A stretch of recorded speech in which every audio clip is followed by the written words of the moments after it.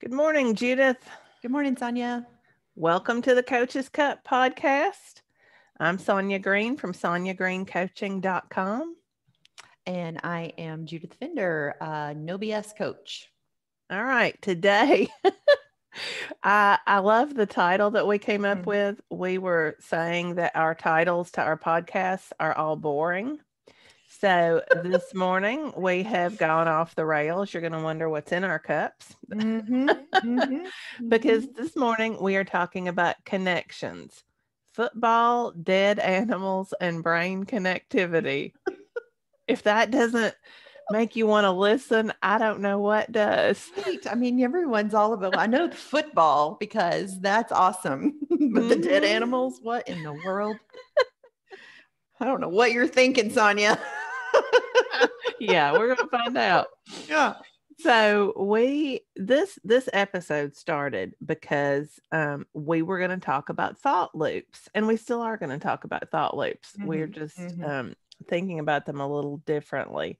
You want to talk about what a thought loop is, Judith? So, I'm going to go with my definition of a thought loop. Okay. So a thought loop is a negative connection. It's a negative bias loop. Your brain makes a connection illogically to a thought, and it just plays over and over and over. And there's an urgency or a compulsion, not to be confused with the mental health diagnosis of obsessive compulsive disorder. Just a compulsion to fulfill a desired action for relief. Yeah. This might show up in like binge eaters. Their compulsion to eat a lot of food to feel better. And does this just jump right into my dead animals? Yeah. Well, I do want to really emphasize that this is not, if you have obsessive compulsive disorder, a diagnosed disorder, we are not talking about that. That really you should seek mental health treatment for something. For sure. Something like that. Yeah, because it's much more complex than what we're talking about. But everybody, I think, has some kind of thought loop that they get into. And maybe you don't even realize it. And like you said, it's usually illogical. It's almost always illogical. I would argue for mine, though. Mine makes a lot of sense. I think you would argue for yours too. Well, so I guess I'll go first since we're talking about mine is the sports related one. But so here's what I do. I'll just explain to you all what one of my thought loops is, and then we can talk about how I view it. So I love sports. I used to play sports. I don't really play sports much anymore, but I love to watch them. I'll watch baseball. I will watch football. And because I'm a Kentucky girl, I live for basketball and March Madness. And I have been known to go into deep depression after March Madness is over because I'm so used to watching basketball for hours during the week. But anyway, when I'm watching a sport, if I come in, let's say it's the middle of a game, if I come in the middle of the game and I turn it on and my team is winning, and as I watch the game, they start falling apart and start losing, in my mind, I have somehow created that. I have changed the team's vibe. And so in order to save them, I turn off the TV and walk away from the game because I somehow have changed their vibe and am responsible for this game falling apart. You alone. I love it. Power of a true fan. And I mean, this used to happen a lot when I lived in Philadelphia. The Phillies are on TV almost every night of the week during baseball season, which just was fantastic. I loved it. I mean, we always had a game on at night. But if things started turning around and they started losing, if they're losing from the beginning, then that's obviously not my fault. Me Right. watching No. can only change them in a positive way. Okay. But if they're winning and then they start losing, I can change the vibe by turning the TV off. Sometimes I would just turn it off for a few minutes and then I come back and see if maybe, and if they scored in that time, that It proved it right. reinforced Yeah. that reinforced in my brain. And I know this isn't logical, you all. I hear you going, you're a nut. I know it's not logical. I have lived my life in a very logical way, and I realize this isn't logical, but I had to do it. It was a compulsion. I don't had to do it. I still do it Mm. because it seems, you know, what if it changes everything? What if they win because I turn off the TV? Hmm. I hear you.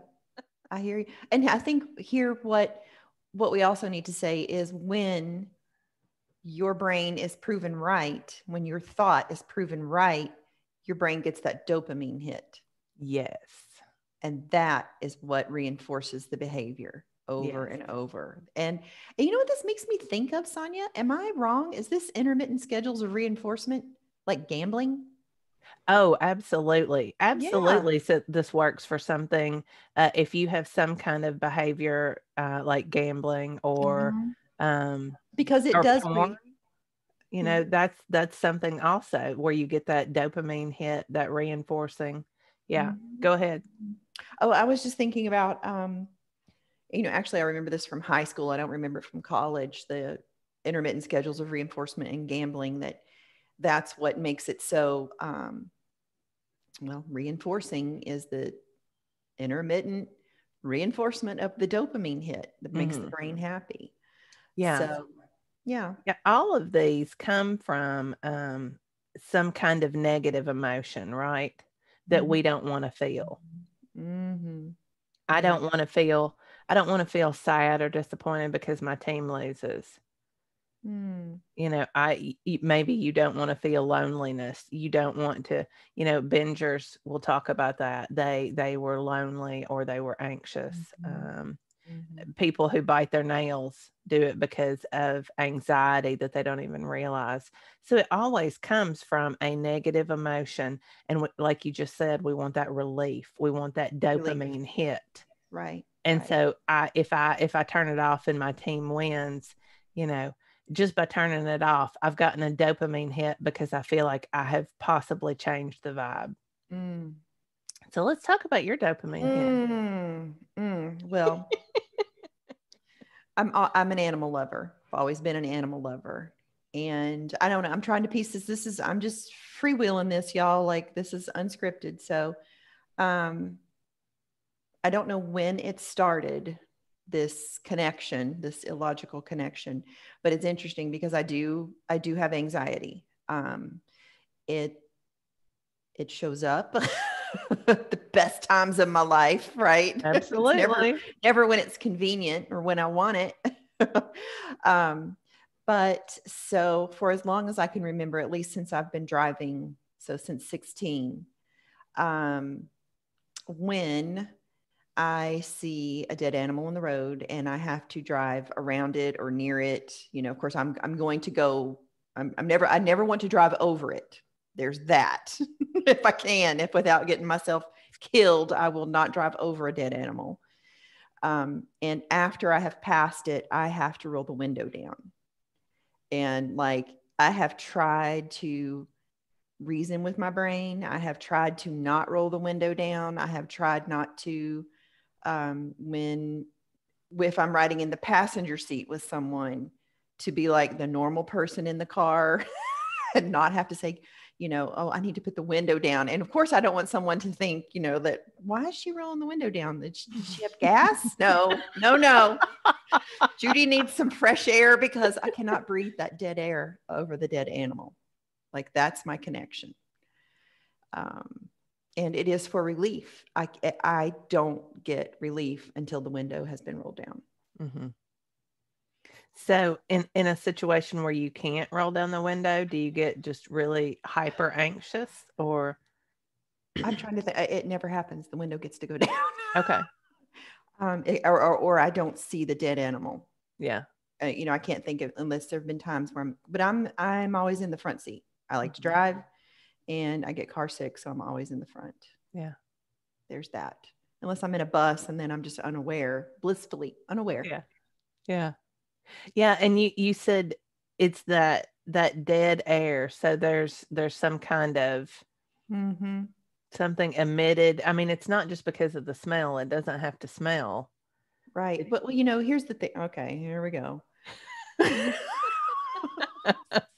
want God. you to finish this and tell the whole thing because I think it's So important. an extra layer to the dead air is, once I realized, like, I never smelled a dead animal. It's not because I thought it's just something connection of like needing fresh air to pass over it. Like, Uh-huh. there's that. But then when I realized that you can smell a skunk before, half a mile before you get to it, sometimes, like, Yeah. well, that's just because it has a pungent odor that we pick up on. So my Mhm. brain has made another connection that death is in the air. I just can't smell it yet. Mhm. And so when I see a dead animal, it just further reinforces that, the urgency, the compulsion Yeah. to for air. Yeah. And I could let it drive me crazy. Well, I mean, that's the whole idea, right? That's Mhm. that's the whole idea of a thought loop or a compulsion is that um we need relief from it. Mhm. We kind of have let our brains go off the rails a little bit. And we were joking at both of our examples, but I feel absolutely positive that everybody listening, and here's your challenge, listeners. If you don't have a compulsion, then you let us know because I am absolutely sure that we all have them. Yeah. And they are illogical. Yeah. By definition, they're illogical. Mhm. I have another fun. I think it's kind of fun. But it's scary too. Uh, I can remember, like, and I don't know. So I live in a house that we have a lot of, it's a collective passive solar home. So we have a lot of windows on the south side, and I live out in a cow pasture, and I have no curtains. I don't need the curtains. The windows weren't designed to have curtains. And when I'm home alone, like, oh, and we're coming up on that season, Halloween, when those Mhm. commercials on TV for the scary Halloween movies start coming, I'll have anxiety, Mhm. right? It just kind of peaks it. And I realize I'm home alone, and there are all these windows with no curtains.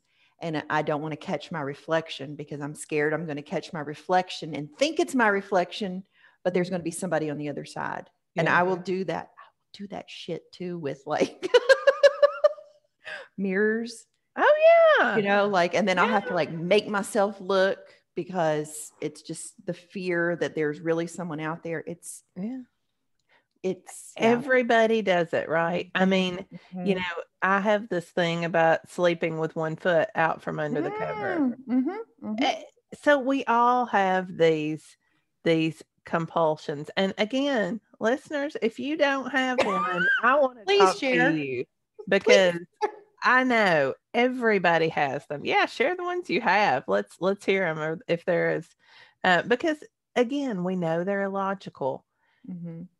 but our brain gets into them, and we're searching for some kind of relief. So the the point the What is the point point? of this, other than telling our weird illogical thought loops, um, bringing it back to things that we all do that are it's useful to get out of. Will I ever really work on my football sports compulsion?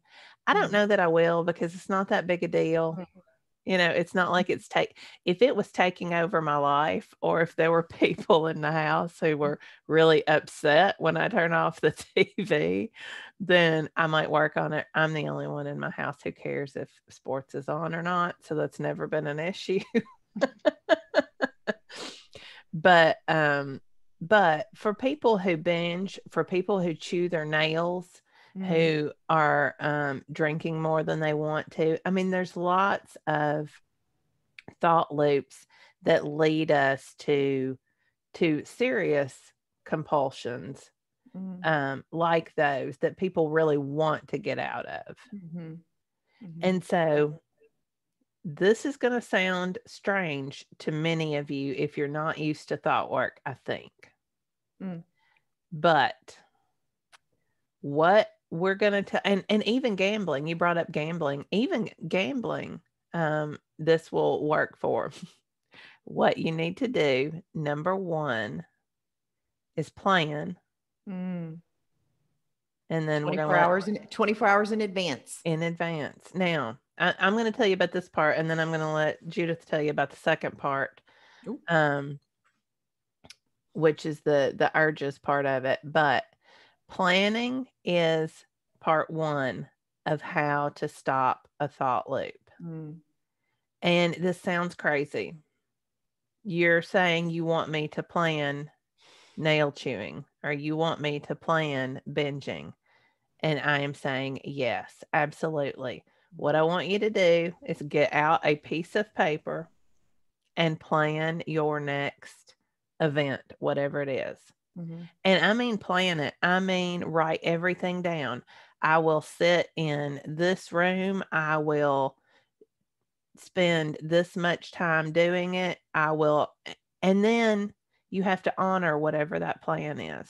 If Mm-hmm. you're choosing to do it for an hour a day, if you're choosing to do it 30 minutes, I mean, whatever, honor your plan, because planning takes away some of that habituated relief. Mm-hmm.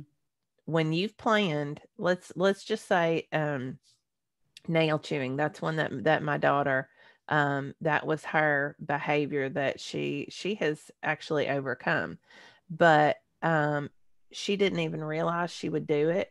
But when she was nervous about something or anxious about something, she would start chewing her nails. And I mean, she could go from having nice nails to having bloody nubs, in an afternoon.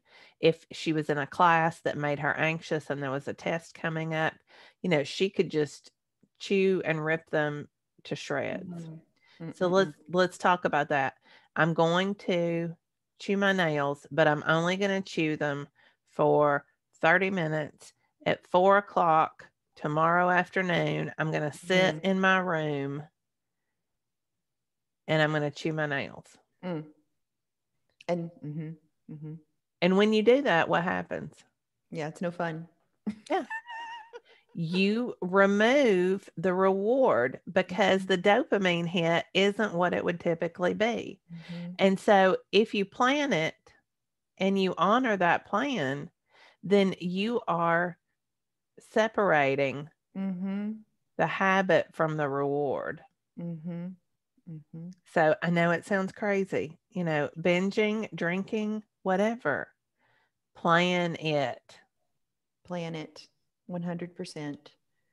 And I think you wanted me to talk about when I did my urges. They were not planned. When Mhm. I, so Well, I, but well, it planning kind of lead, was. It yeah. kind of was. Okay, let me get a little backstory.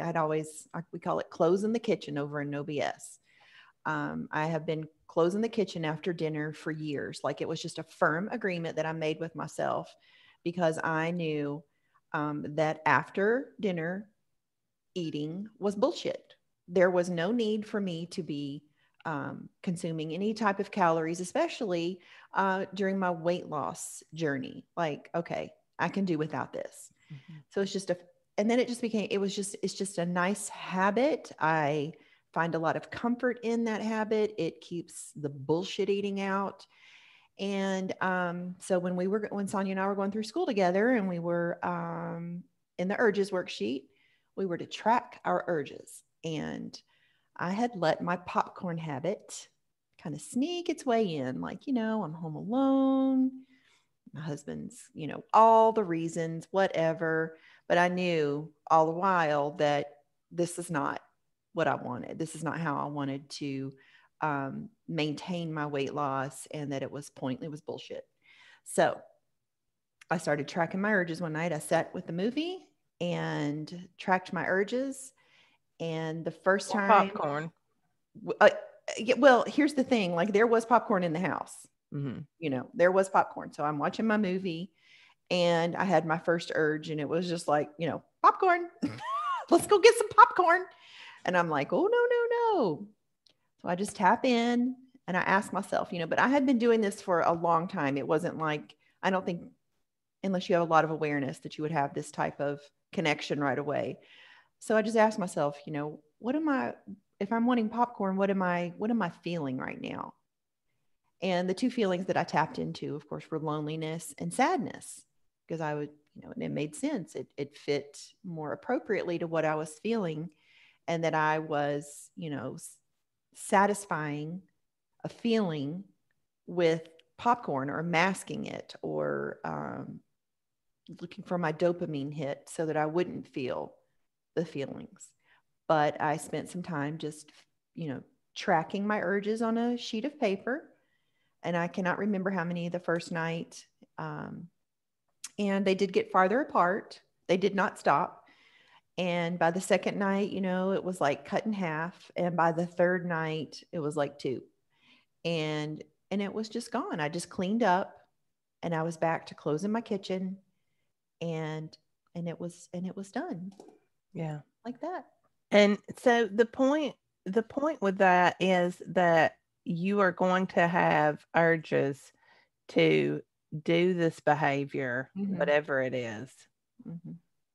other than plan times. I mean, of course you are. Just because you plan it, we know that doesn't get rid of it.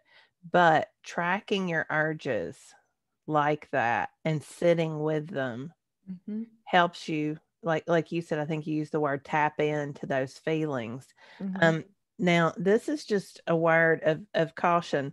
Judith has been doing this for a long time, like Mm-hmm. what, 3 years 3 ish. years. Mm-hmm. So if you are, let's say you've got a nail biting habit, you're going to find yourself with your fingers in your mouth. Mm-hmm. Mm-hmm. That you don't have to do this perfectly. We understand that, but you are trying to create an awareness, create a plan, and then create awareness of when you're doing it. And then the urges, that's where the real magic happens, because, yeah, eventually you're going to figure out what that feeling is. It's going to take some time. It's so interesting. I'm just sitting here thinking about, like, how did I, like, I never knew when I was closing the kitchen. I didn't know that I was emotionally eating afterwards, or that it was urges. Yeah. But it just cleaning up those spots, just making the agreement with myself that I'm going to eat when I'm hungry, basically breakfast, lunch, dinner, cut out the snacking, allowed me to, I dealt with my life Yeah. and the things that came, because it just wasn't an option. But there were many times where I found myself in the kitchen and I'm like holding the bag of chips in my hand and I'm like, what are you doing? What are you Uh-huh. doing? No, why are you in here? What? No. Yeah. What are you thinking? What are you feeling? You Yeah. don't want chips or Yeah. popcorn. Yeah.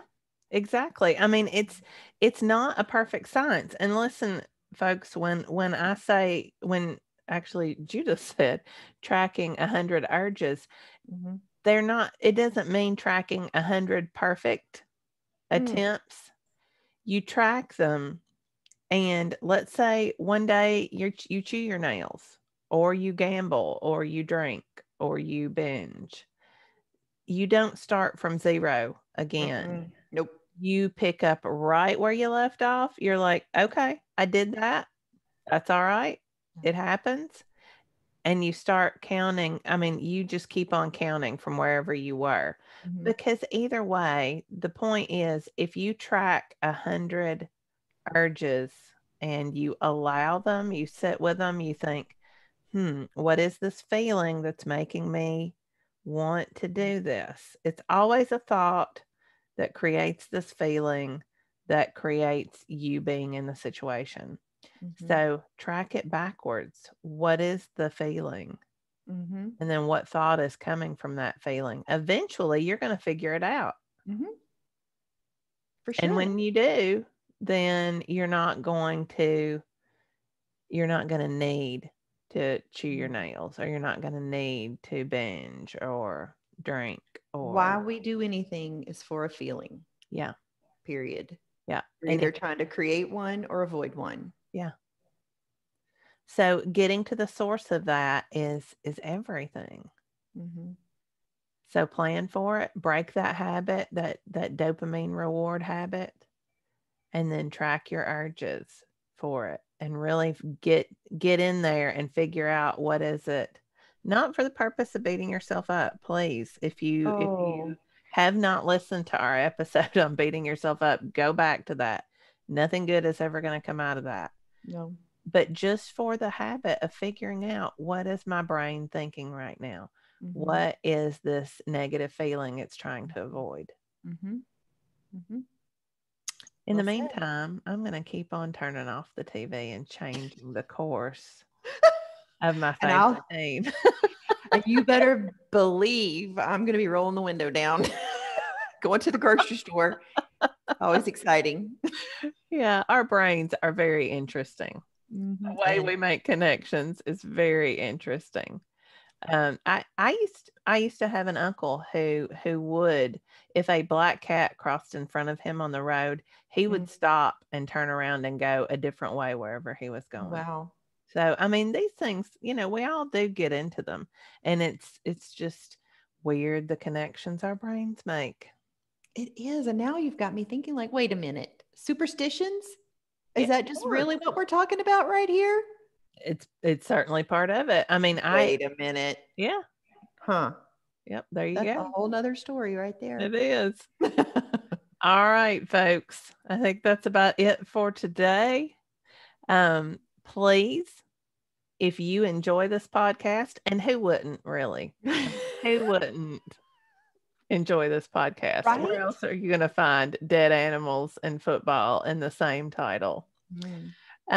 If you do, give us a review. First, subscribe to us either on YouTube or on iTunes, depending on if you want to see our lovely faces or just listen to us in the car. And then give us a review. We're trying to build those reviews, and we hear lots of love from you, but we'd like to see that too in review form. So give us that 5-star rating. And ding, ding, ding. Yeah. And we will see you next week when we'll be talking about willpower. Oh. Is that what we're talking? That is what we're talking about next week. All right.